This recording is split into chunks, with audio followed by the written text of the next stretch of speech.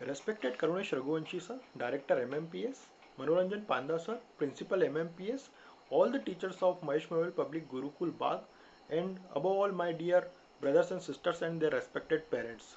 It's a great honor to be here. I would like to thank Mr. Karunesh Raghuvanshi sir for giving me this opportunity to share my life experiences with all the students of Mahesh Mehul Public Gurukul and their parents. Thank you very much sir. I am Saurabh Gehlot, working as a sub-divisional officer in Public Works Department, Government of Madhya Pradesh. I was a student of Mahesh mobile public Gurukul in class 9th and 10th। आप सभी ने एक बात notice की होगी, मैंने शब्द गुरुकुल का यूज़ किया इंस्टेड ऑफ स्कूल।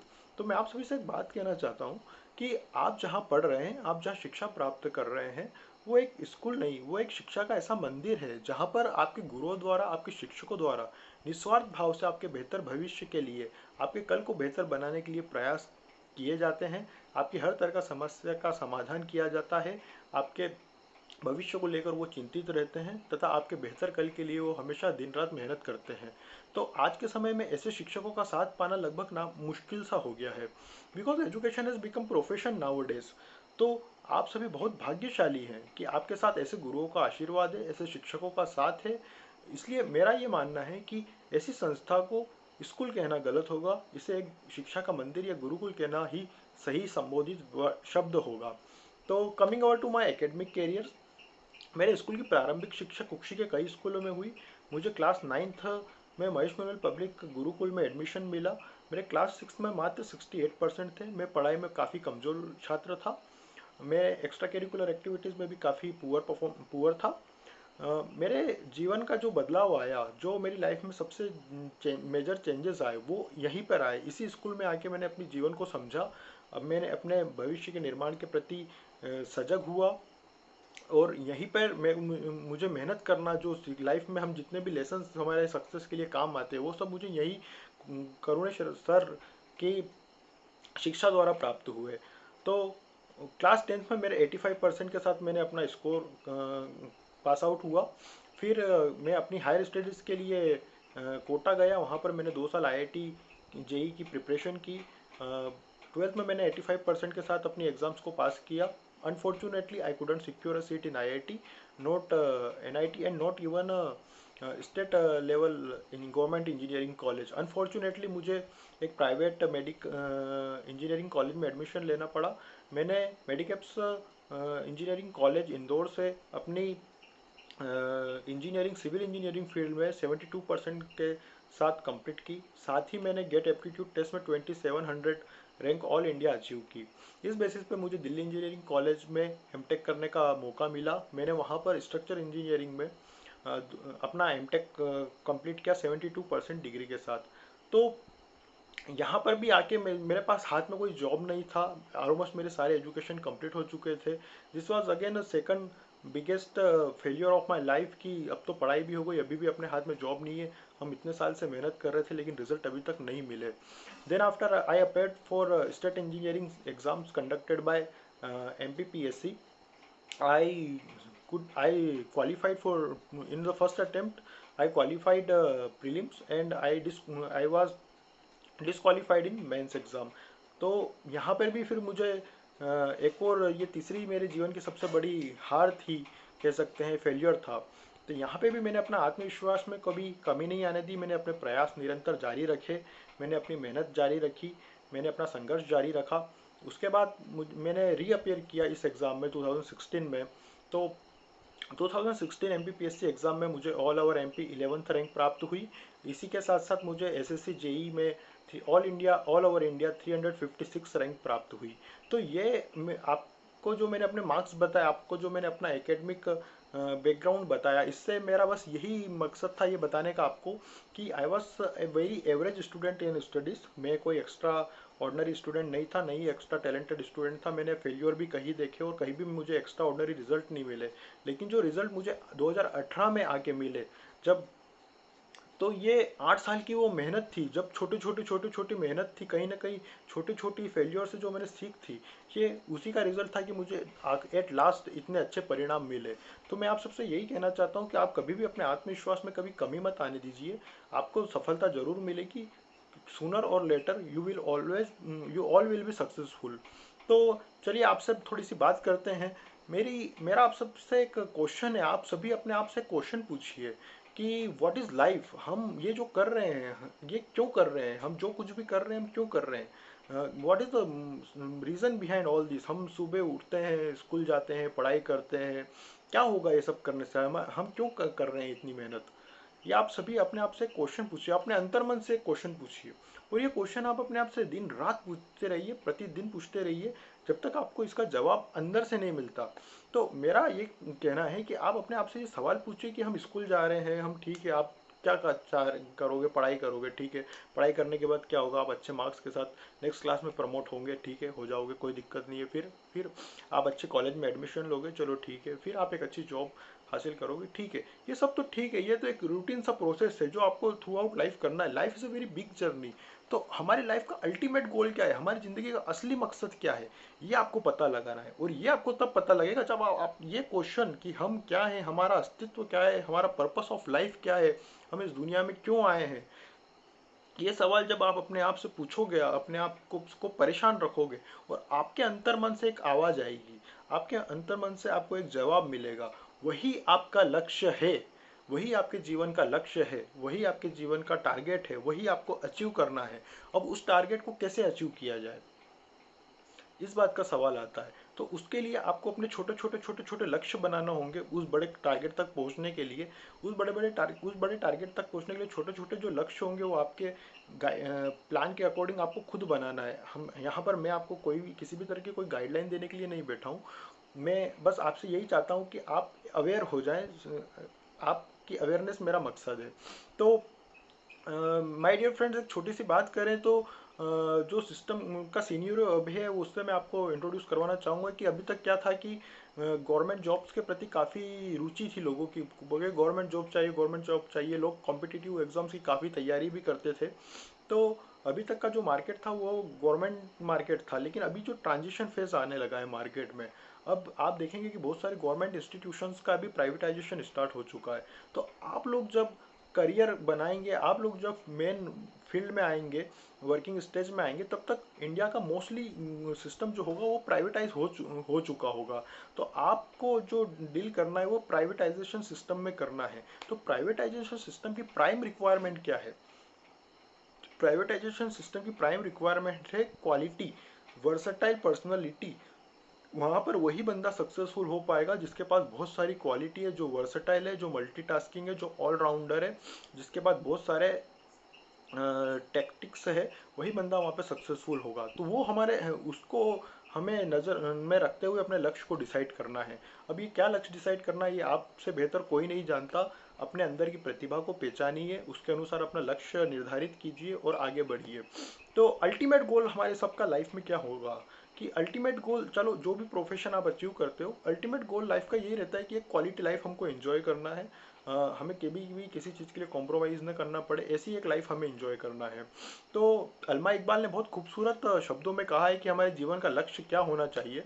तो मैं कहना चाहूँगा कि हमारे जीवन का लक्ष्य यह होना चाहिए कि खुद ही को कर बुलंद इतना कि हर तकदीर से पहले खुदा बंदे से खुद पूछे कि बता तेरी रजा क्या है। ये हमारे जीवन का लक्ष्य होना चाहिए। अगर आप इस बात को ध्यान अपने जीवन में गठन बांध लेंगे तो आपको सक्सेसफुल होने से कोई नहीं रोक सकता। सक्सेस होना कोई बड़ा टास्क नहीं है, everyone will be successful sooner और लेटर। टाइम टाइम पे डिपेंड करता है, हर बंदा सक्सेसफुल हो जाता है। बस डिपेंड करता है कि आप कितनी क्वालिटी लाइफ को एंजॉय करते हो, आप अपने काम को कैसे एंजॉय करते हो, क्योंकि खुश रहना ही जिंदगी का मेन मकसद है। आप खुश नहीं रहोगे तो आप कुछ भी अचीव कर लो, आप खुश नहीं रहोगे तो कोई मतलब नहीं है लाइफ का। तो अपने आप को वर्सेटाइल बनाना है, अपने आप की क्वालिटी को इम्प्रूव करना है, तो ये वो समय है, ये वो प्राइम टाइम है जिसका आप बहुत अच्छे से यूज़ कीजिए, क्योंकि ये इस समय आपके भविष्य निर्माण की नींव रखी जा रही है। और ये आप जितनी अपनी भविष्य निर्माण की जो नींव है, जो फाउंडेशन है आपकी बिल्डिंग का, वो जितना स्ट्रांग होगा उतना बेहतर आपका भविष्य होगा, उतना बेहतर आपका कल होगा। तो मैं आपसे ये तीन बातें शेयर करूंगा, एक बात शेयर करना चाहूँगा कि ये मेरे पर्सनल एक्सपीरियंसेस पे मैंने एक थ्योरी बनाई है, आप इसे एक फार्मूला भी कह सकते हैं, जिसको बोलता हूँ मैं सर थ्योरी और सर फार्मूला। तो सर यहाँ पे तीन शब्द अक्षर हैं, वर्ड लेटर्स हैं, SIR, सर। सर को बारीकी से समझते हैं, ये कॉन्सेप्ट को बारीकी से समझते हैं। पहला है word S stands for sport, I stands for instrument and R stands for reading। तो ये तीन क्वालिटी है जो आपको अपने अंदर आज ही की तारीख में इंट्रोड्यूस करना होगी। अब इसका मैं महत्व आपको समझाता हूँ। पहले ही बात करते हैं हम स्पोर्ट की। कोई भी एक स्पोर्ट आपको अपने लाइफ में चूज करना है अभी एट दिस राइट मोमेंट, चाहे वो बास्केटबॉल हो, वॉलीबॉल हो, चाहे वो बास्केटबॉल हो, वॉलीबॉल हो, फुटबॉल हो, क्रिकेट हो, खो खो हो, कबड्डी हो। आप कोई भी एक स्पोर्ट्स अपने चॉइस का चूज करें, उसमें आपको एक्सेलेंस हासिल करना है। उस स्पोर्ट्स को बस ऐसे ही शौकिया तौर पे नहीं खेलना है, उसमें आपको एक्सेलेंस हासिल करना है। ये आपका टारगेट होना चाहिए, टारगेट नंबर 1। क्यों? अब ये एक्सेलेंस हासिल करने से क्या होगा, एक्सपोर्ट खेलने से क्या फायदा है? सबसे पहला प्राइम बेनिफिट की बात करेंगे। प्राइम बेनिफिट है, इससे आपकी फिजिकल एंडोरेंस अच्छी होगी, आप फिजिकली फिट रहोगे, आप फिजिकली स्ट्रॉन्ग बनोगे। देखा जाए तो आने वाला समय है, देखिए पॉल्यूशन काफ़ी बढ़ चुका है। कोविड जैसी महामारी से लड़ने के लिए भी आज हमें सबसे ज़्यादा जरूरत स्ट्रॉन्ग इम्यून सिस्टम की है। तो बहुत ज़रूरी है हमारी फिजिकल स्ट्रेंथ को बरकरार रखना। लाइफ में बहुत लंबी जर्नी है, मैं अभी आपको बार बार बता रहा हूँ। तो थ्रू आउट अगर लाइफ आप अपने लाइफ में सक्सेसफुल रहना चाहते हैं तो आपकी फिजिकल फिटनेस आपको थ्रू आउट लाइफ मेंटेन करके रखना बहुत जरूरी है, इसलिए आपका स्पोर्ट्स खेलना बहुत जरूरी है। ये तो प्राइम बेनिफिट हो गया। सेकेंड एडिशनल बेनिफिट क्या है? आप जब भी इस स्पोर्ट को लेके अपने स्कूल को रिप्रेजेंट करोगे, अब बाद में कॉलेज में जाओगे, आप कॉलेज के लिए जब ट्रॉफी और मेडल खरीद के जीत के लाओगे इस स्कूल इस स्पोर्ट के दम पे, आप किसी भी डिपार्टमेंट में जाओगे, फ्यूचर डिपार्टमेंट में, फ्यूचर कंपनी में, वहाँ पे आप अपने स्पोर्ट के दम पे उसका नाम रोशन करोगे। तो आप ट्रस्ट मी गाइस, आपकी जो अप्रिसिएशन आपको मिलेगा, जो आपको इज्जत मिलेगी, जो कॉन्फिडेंस आपका बूस्टअप होगा, वही वही हमें करना है। ये यही चीज़ आपका कॉन्फिडेंस बढ़ाएगी और यही अप्रिसिएशन चाहिए जो आपको जीवन में जिंदा रखेगा कॉन्फिडेंस के दम पे। हमें प्राइम रिक्वायरमेंट हमारी लाइफ की है कि हमें हमेशा हमेशा अपना कॉन्फिडेंस बढ़ा के रखना है। कभी भी हमारे कॉन्फिडेंस में, आत्मविश्वास में कमी नहीं आना चाहिए। तो आपके आत्मविश्वास को ये हमेशा बढ़ा के रखेगा। तो ये पहला डोज, आपको एक स्पोर्ट में एक्सीलेंस हासिल करना है। इसके बेनिफिट्स मैंने आपको बता दिए। Physical exercise is the prime benefit of this. Second बात करते हैं हम इंस्ट्रूमेंट की। इंस्ट्रूमेंट से मेरा यहाँ पे कि मतलब है कि एक म्यूजिक इंस्ट्रूमेंट, आपको एक म्यूजिकल इंस्ट्रूमेंट्स आज से सीखना शुरू करना है। आपको एक म्यूजिकल इंस्ट्रूमेंट, आप चाहो तो गिटार सीखो, तबला सीखो, फ्लूट सीखो, ड्रम सीखो, हारमोनियम सीखो, कोई भी एक म्यूजिकल इंस्ट्रूमेंट आप अपनी चॉइस का चूज करिए, आप उसको बजाना सीखिए। अब उसको बजाने, देखो आप मेडिटेशन करने से तो रहे, है ना? तो अब ये इंस्ट्रूमेंट बजाने से क्या होगा, आप इंस्ट्रूमेंट सीखोगे तो उससे क्या होगा, इससे आपका मेडिटेशन वाला ही काम होगा, इससे आपके ब्रेन की एक्सरसाइज होगी, इससे आपकी मेंटल एक्सरसाइज होगी, इससे आपको मेंटल फिटनेस मिलेगी। क्योंकि जब आप कोई भी एक इंस्ट्रूमेंट 1 घंटा डेली सीखोगे तो उसमें आप जब उसको सीखते समय अपना कंसंट्रेशन लेवल होगा वो आपका इम्प्रूव होगा। प्लस आप एक इसी के साथ ये फायदा है कि आप को एक म्यूजिकल इंस्ट्रूमेंट सीखने का मौका मिल जाता है, आप एक म्यूजिकल इंस्ट्रूमेंट सीख जाते हो। प्लस इसके बेनिफिट्स की बात करें तो इसके बेनिफिट की बात ये है कि आप कभी मान लो कॉलेज में जाओगे, आपको बैंड बजाने का मौका मिलेगा, बैंड बनाने का मौका मिलता है वहाँ पे। आप जब कॉलेज में सबके सामने परफॉर्मेंस करोगे, ट्रस्ट मी गाइस, आपको कॉलेज का हर बंदा जानेगा, आपको हर कोई रेस्पेक्ट देगा, आपको हर कोई अप्रिशिएट करेगा। ऐसे कोई म्यूजिकल इंस्ट्रूमेंट आप किसी पार्टी में प्ले करते हो तो आपको एक आइडेंटिटी बनाने का मौका वहाँ पे मिलता है, आपको एक अलग पहचान बनाने का मौका मिलता है, आप भीड़ से अलग हो ये आप प्रूव करने का आपको मौका मिलता है।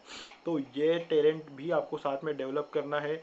इसका प्राइम बेनिफिट मैंने आपको बता दिया कि आपकी मेंटल एक्सरसाइज, आपका कंसंट्रेशन लेवल बढ़ेगा, आपको फ्री फील अच्छा करोगे, आप गुड फील करोगे। और इसका सेकंड बेनिफिट भी जो हमारा एडिशनल है वो यही कि आपका कॉन्फिडेंस बूस्टअप होगा थ्रू आउट योर लाइफ। तीसरे कैटेगरी की बात करते हैं। R R stands for reading. अब रीडिंग में हमें पढ़ना है, हमें क्या पढ़ना है?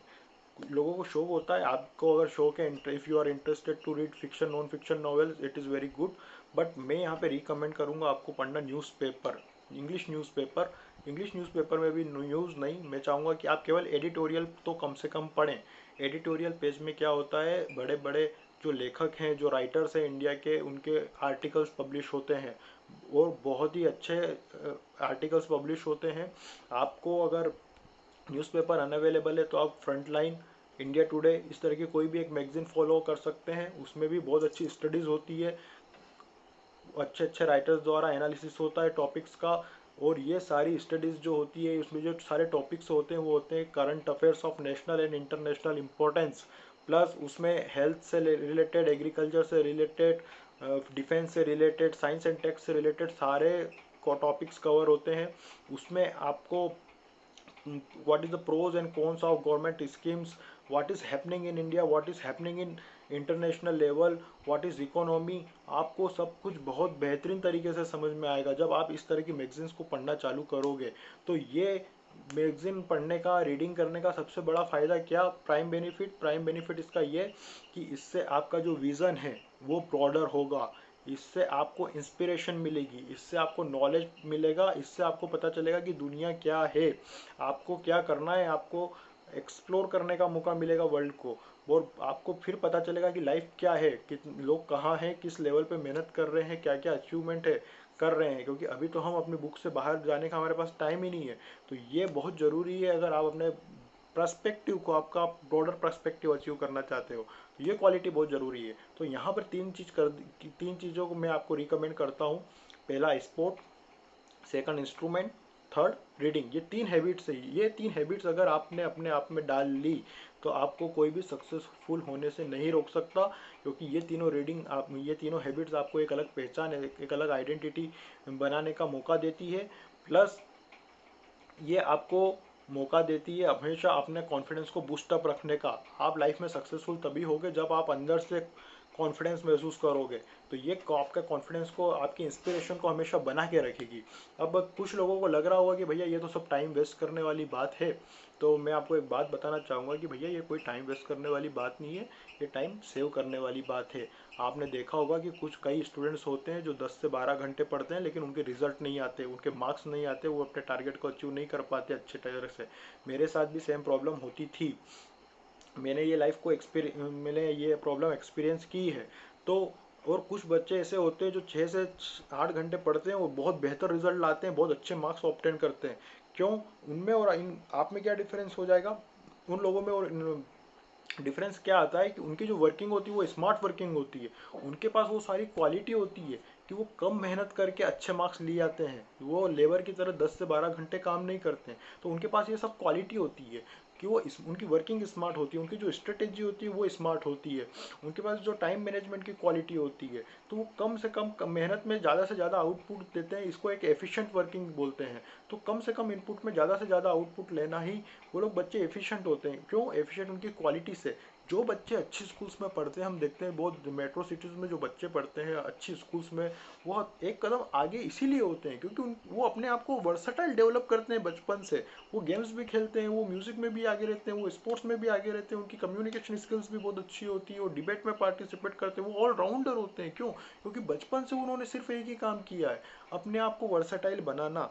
आपको अपने आप को वर्सटाइल बनाना बहुत ज़रूरी है। आपको अपने आप को वर्सटाइल बनाना है। इसके एडिशन में ये तीन चीज़ तो आपको फॉलो करना है। ये इनिशिएशन है एकदम। कोई भी आदत 21 दिन में परमानेंट हो जाती है, ऐसा कहते हैं सब लोग। तो ये आप 21 दिन तक ट्राई करो, आपको अंदर से बहुत अच्छा पॉजिटिव फील करोगे आप अपनी लाइफ में। इसके साथ साथ अगर आप चाहें तो आप अपनी ओरल स्किल्स पे काम करो, रिटन स्किल्स पे काम करो, कम्युनिकेशन स्किल्स पे काम करो, टाइम मैनेजमेंट की क्वालिटी पे काम करो, रिलेशनशिप स्किल्स पे काम करो, आप आपकी रिसर्च स्किल्स पे काम करो, आप अपनी जो भी क्वालिटीज़ है आप उसको अच्छे से डेवलप कर सकते हो। तो प्राइम रिक्वायरमेंट तो यही है। अब ये सब होगा कैसे भैया, हम तो स्कूल जाते हैं, होमवर्क करते हैं, हमारे पास टाइम ही नहीं मिलता है। तो भैया सबसे बड़ी प्रॉब्लम हम सबके साथ है कि हम मोबाइल का अनावश्यक यूज़ करते हैं समय से ज़्यादा। आप सभी अपने मोबाइल में एक ऐप डाउनलोड कीजिए, जो ऐप आपको ये बताता है कि आप कितने घंटे मोबाइल चलाते हैं दिन भर में। आप उसको डाउनलोड कीजिए, फिर आपको एक बात 3-4 दिन तक आप जब देखोगे तो आपको रियलाइज़ हो जाएगा कि हम 4 से 5 घंटे हमारी लाइफ का जो इंपॉर्टेंट समय होता है वो तो हम केवल मोबाइल में ही ख़राब कर रहे हैं।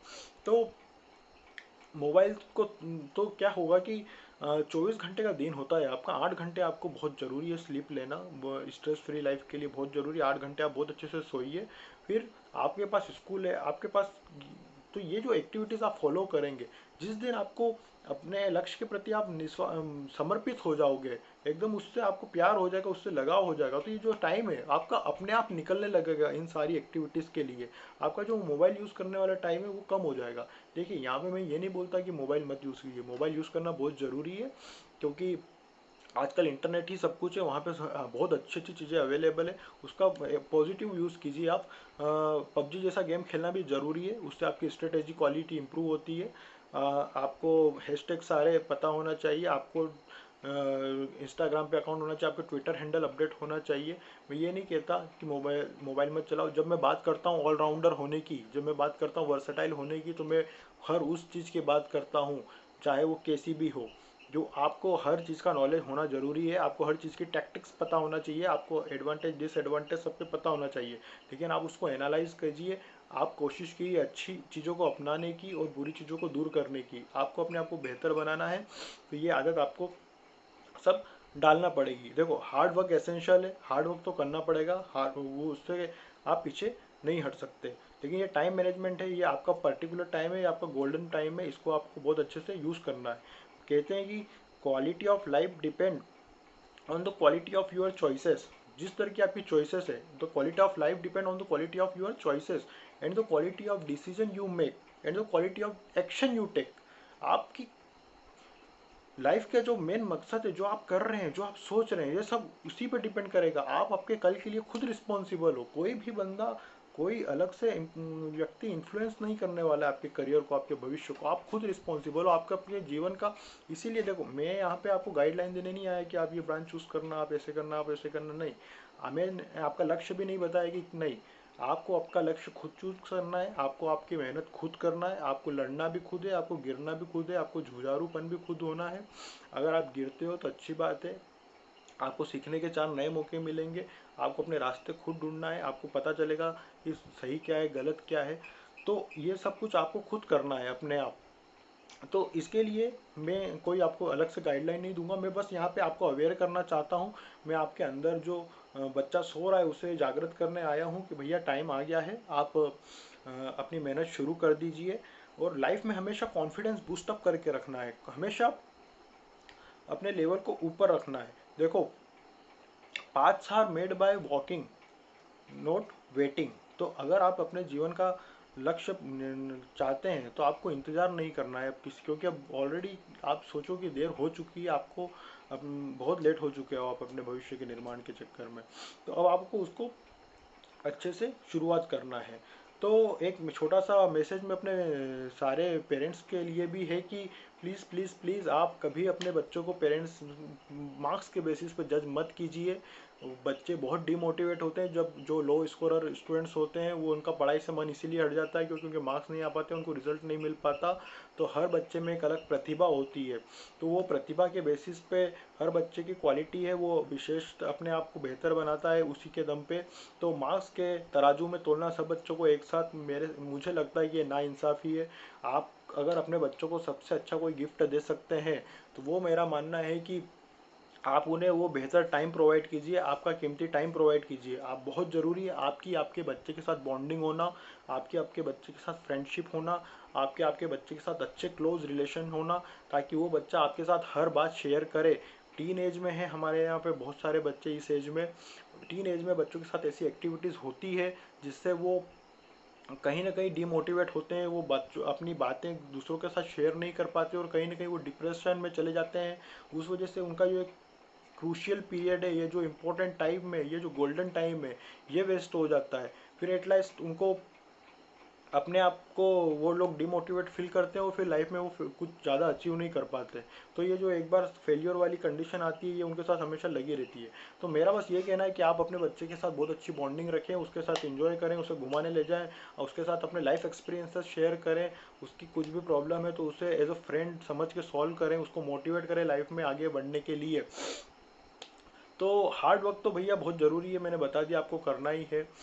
तो यही सब है भैया कि आपको बहुत अच्छी मेहनत करना है, आपको अपना नाम रोशन करना है, आपको आपको सब्र रखना है, क्योंकि life changes takes time effort and patience. तो आपको पेशेंस लाइफ में रखना पड़ेगा। अब ये जो चेंजेस है धीरे धीरे आपको रिजल्ट देंगे, आपको इनको कंसिस्टेंट बना के रखना है। देखो, मैंने आपको सबसे शुरू में बताया था कि मैं आज जो भी सक्सेसफुल हूँ वो क्यों हूँ, क्योंकि मैंने अपनी जो कंसिस्टेंसी थी वो कभी नहीं तोड़ी। मैंने अपने hard work with consistency maintain रखी इतने टाइम के बाद भी। और मैं आज भी अपने आप को सक्सेसफुल नहीं मांगता हूँ, मैं आज भी अनसक्सेसफुल हूँ, क्योंकि जिस लेवल की मेहनत मैंने की थी, जो टारगेट मैंने अचीव किए, जो मैंने टारगेट्स अचीव जो मैंने अपने टारगेट्स सेट किए थे लाइफ में, जो गोल सेट किए थे, वो आज भी अनअचीवेबल है मेरे लिए। तो मैं आज भी निरंतर प्रयास कर रहा हूँ और मैं आत्मविश्वास है मुझ में कि एक दिन मैं उन्हें भी अचीव कर लूँगा। तो ज़रूरी है कि आप हमेशा अपने आप को इंस्पायर रखें। इंस्पायर रखने के लिए आप अच्छी बुक्स पढ़ें, आप अच्छे लोगों से बात करें, आप अच्छे एटमोसफियर में रहें। मैं कॉन्टैक्ट डिटेल शेयर करूँगा अपनी डिस्क्रिप्शन में। आप कभी भी मुझसे बात कर सकते हैं किसी भी वक्त, कोई दिक्कत नहीं है। मैं हमेशा आपकी मदद के लिए तैयार रहूँगा। और कुछ लाइनें जो मुझे इंस्पायर करती है मैं आपके साथ शेयर करना चाहता हूँ कि सफ़र में धूप तो होगी, सफ़र में धूप तो होगी, जो चल सको तो चलो। सफ़र में धूप तो होगी, जो चल सको तो चलो। सभी है भीड़ में यहाँ, जो तुम भी निकल सको तो चलो। किसी के वास्ते राहें कहाँ बदलती है, किसी के वास्ते राहें कहाँ बदलती है, जो तुम खुद अपने आप को बदल सको तो चलो। सफ़र में धूप तो होगी, जो चल सको तो चलो। तो मेरे प्यारे दोस्तों, ये वक्त है बदलाव का। बदलाव आपको अपने अंदर लाना है, और प्राइम बदलाव हमारी जो सबसे बड़ी रिक्वायरमेंट है, इतनी देर हमने जो बात की, वो क्या है कि आपको अपने अंदर जो बदलाव लाना है, आपको अपने आप को डायनामिक बनाना है, आपको अपने आप को वर्सेटाइल बनाना है, आपको अपने आप को मल्टीटास्किंग बनाना है, आपको अपने आप को बेहतर बनाना है, आपको अपनी क्वालिटीज इंप्रूव करना है। मार्क्स लाना जरूरी है, देखो अच्छी बात है, लेकिन डिमोटिवेट नहीं होना है। मैं लाइफ में कहीं ना कहीं आपने जो अपने लाइफ का आपको अंदर मन से जो आवाज़ आई थी, वो आपके जीवन का लक्ष्य है, उसे हमेशा डेली याद रखो। आप चाहो तो डेली डायरी मेंटेन कर सकते हो अपनी एक, उसमें आप अपने डेली नोटिंग करो कि भैया आज मैंने क्या किया क्या नहीं किया। तो उससे नेक्स्ट डे आपको जल्दी उठने की, अगर आपका आज का दिन अच्छा नहीं जाता है तो आपको नेक्स्ट डे एनर्जी मिलती है कि भैया आज तो गड़बड़ हो गई, कल फिर से उठ के मेहनत करना है। तो आप जिस दिन अपने लक्ष्य के प्रति समर्पित हो जाओगे सच्चे भाव से, उस दिन आपको कोई ताकत नहीं रोक सकती असफल होने से। तो यही हमारे जीवन का लक्ष्य है, एक बेहतर लाइफ, बेहतर क्वालिटी लाइफ। तो आपको अपना नाम रोशन करना है, आपको बहुत मेहनत करना है, आपको अपना नाम रोशन करना है, आपको अपने पेरेंट्स का नाम रोशन करना है, आपको अपने शहर का नाम रोशन करना है, आपको अपने विद्यालय का नाम रोशन करना है आपको। और जिस दिन आप अपनी लाइफ में सक्सेसफुल हो जाओगे, जिस दिन आप अपनी लाइफ में सक्सेसफुल हो जाओगे, तो यही सच्ची कमाई होगी आपकी आपके पेरेंट्स के प्रति। यही सच्ची गुरु दक्षिणा होगी आपकी अपने शिक्षकों के प्रति, आपके गुरु के प्रति, आपके अपने महेश मेमोरियल पब्लिक गुरुकुल के प्रति। तो प्यारे दोस्तों, हमेशा लाइफ में कभी भी डिमोटिवेट नहीं होना है, और आपकी बेहतर भविष्य के लिए, बेहतर कल के लिए, आपके हम बेहतर भविष्य के लिए हार्दिक शुभकामनाएं। इसी के साथ मैं इजाज़त चाहता हूँ। सौरभ गहलोत, धन्यवाद।